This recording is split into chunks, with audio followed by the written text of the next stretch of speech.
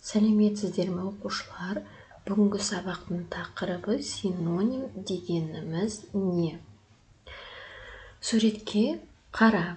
Суретте ненің суретін көріп тұрсың? Әрине, бұл ат. Енді осы ат деген суретті біз басқаша тағы да қандай сөзбен айта аламыз? Әрине, ат, жылқы, арғымақ. Яғни бұл суретті осы үш сөзбен алмастырып айтуға болады. Келесі жаңылтпашты оқиық. Ол досың ба, жолдасың ба? Ол досым да, жолдасым да. Енді осы жаңылтпаштағы досың және жолдасың деген сөзге назар аударайық. Бұл қандай сөздер? Олар бір мағына бере ме, әлде әртүрлі мағына бере ме?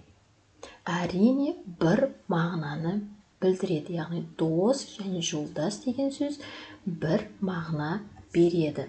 Енді осы сөздерден қандай ереже шығаруға болады? Тілімізде білдіретін мағынасы бір-біріне жақын, бірақ дыбысталу әр басқа сөздер бар. Мысалы, әдемі, сұлу, көрікті, көркем деген сөздер. Мұндай сөздерді синоним сөздер дейміз. Синоним сөздерді бір-бірімен сөйлем құрастырған кезде алмастырып отыруға болады. Мысалы, әдемі қыз, немесе сұлу қыз, немесе көрікті қыз деп алмастырсақ қате болмайды. Енді оқулықпен жұмыс жасайық. 9-шы беттегі 10-шы жаттығуға назар аудар. Бұл жерде шынықтыр сен денені деген өлең берілген. Оқып шығайық. Теңізші боп егерде, жүзем десең тереңде, белден басып мұз қарды, кезем десең шыңдарды, түлеп ұшар жас қанат, болам десең ғарышкер. Шарлау үшін әуені, қуат керек әуелі, жігер керек, от керек, ерлік керек, еп керек, ол үшін ең керегі шынықтыр сен денені. Енді қалай ойлайсыңдар? Өлеңнің тақырыбы мен мазмұны сәйкес келіп тұр ма? Салыстырып көрші. Әрине, сәйкес келеді.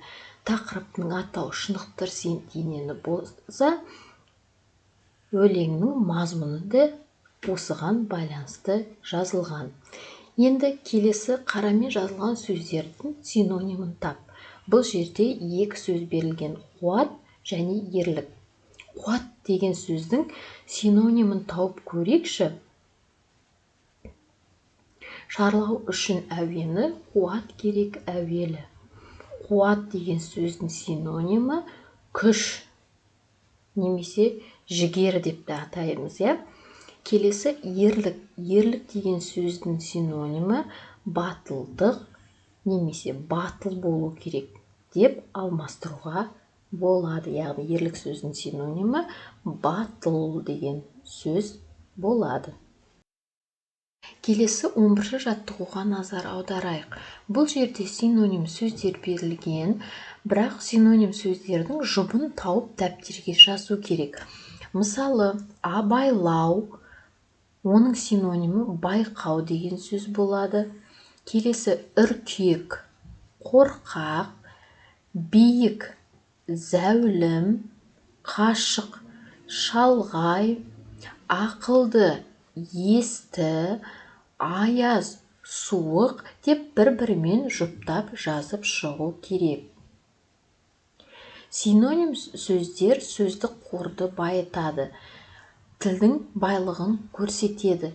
Яғни біз синоним сөздерді бір-бірінің орнына қолдану арқылы біздің қазақ тілінің бай екенін көрсете аламыз. Келесі 12-ші жаттығу берілген. Бұл жерде Әли мен Маржан синоним сөздерді жазған. Бірақ олар дұрыс жазды ма? Қалай ойлайсыздар? Әли шынығамыз, жетілеміз, тынығамыз деген сөздерді жазған. Маржан салқын, тастай, мұздай деген сөздерді жазыпты. Қалай ойлайсыңдар, осы сөздерді олар дұрыс таңдады ма?